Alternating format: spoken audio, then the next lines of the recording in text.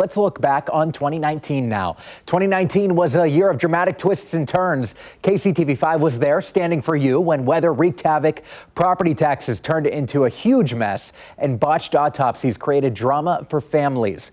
Carolyn Long takes us back this morning through our top 10 stories of 2019. We begin our list of top 10 local news stories of the year with the devastation left behind by an EF4 tornado that blasted through LINWOOD, Kansas, May 28th. We are just outside of LINWOOD, Kansas. I'm sure you can hear the tornado sirens are blaring here.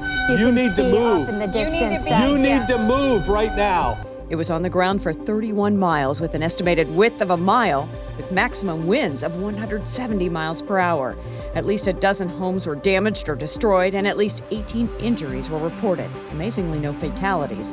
The monstrous twister eventually tracked across the northeastern part of the state, pummeling several communities and prompting tornado emergencies in Kansas City and surrounding areas. Mother Nature is also at the center of another big story this year. Heavy snowfall and frigid temperatures were followed by a late winter storm in mid-March. The combined effect produced heavy flooding along the Missouri River and its tributaries. Hundreds of homes flooded in several Midwestern states, leading to at least 3 deaths. The next story surrounds a man who may live in Kansas but has affected so many lives across the country by allegedly botching autopsies.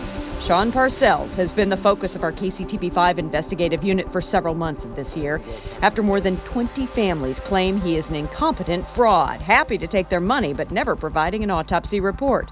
Though he doesn't see the issue, he even took us on a tour of his back alley autopsy lab. This is the autopsy suite. It's like in Tupperware. Like, I cannot believe it. And he seems to think that this is okay. It's not even organized. I'm sitting here thinking these people's body parts, I don't care if it is just a sliver of a tissue. How disrespectful. Now, Parcells, who also randomly went by the name Professor Lynn, faces criminal charges of desecration of a body and theft. Story number 4. Kansas City Chiefs wide receiver TYREEK Hill faced some heat off the field after an audio recording obtained by KCTV5 News between Hill and his then-fiancée Crystal Espinal was released.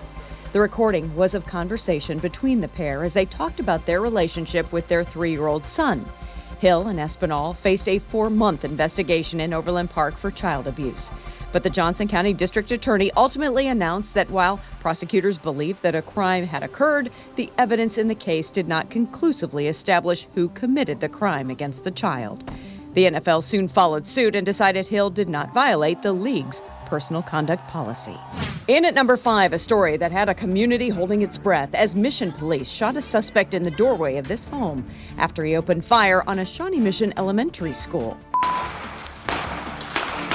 Responding officers repeatedly ordered suspect Dylan Ruffin to come out of his house in Fairway. He had raised his gun at police when they opened fire on him, hitting him. The 26-year-old was taken into custody and treated. The incident began when children and teachers heard gunshots while the kids were playing outside.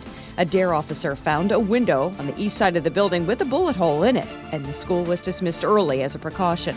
The resulting shootout had parents shielding their children outside of the elementary school, according to police. Ruffin was on a mission to get officers to kill him. Ruffin's mother told them he has an addiction problem, using drugs like Xanax and heroin. Next on the list is a story that sent a scare through the Legends outlets in KCK and ended with a man dead in the street. Police shot and killed Charles Pearson, who was armed with an assault rifle near the Legends outlets. It was the manager of the nearby Country Inn and Suites who alerted authorities after Pearson walked into the hotel lobby saying he had killed his wife. Her body was later found in Arkansas. Our next story is one that Jackson County taxpayers are still dealing with today. Some property tax bills skyrocketed when they were mailed out early this summer. Our investigative team has been working tirelessly to help get to the bottom of the jaw-dropping problems, which include the use of outdated software, old photos, and low staffing. Now it's being called discriminatory by lawyers who say the way this assessment was conducted was not fair. We're fighting the plan, period.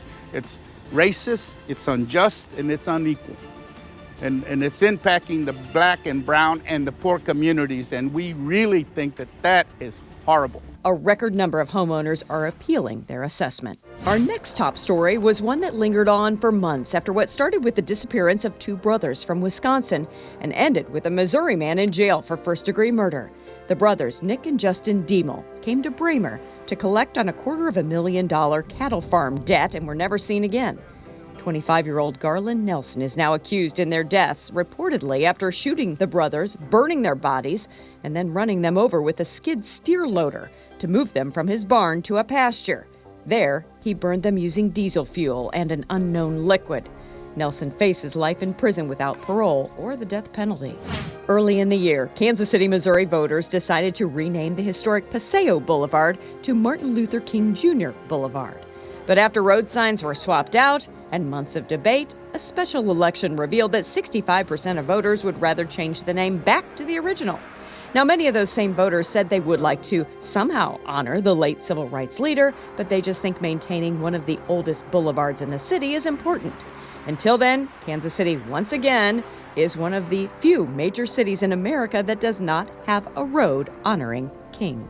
Lastly, arguably the best story of the year, our Kansas City Chiefs. We started 2019 by making the fourth consecutive playoff appearance, but lost to the eventual Super Bowl champion, the New England Patriots.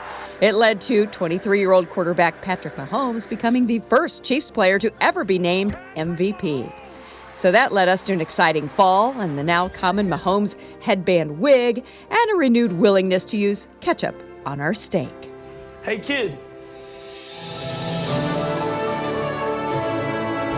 So here's to more good taste and more news in the new year. Carolyn Long, KCTV5 News. And more Mahomes. What a big year. A lot to catch up on. All right. Thank you, Carolyn. It is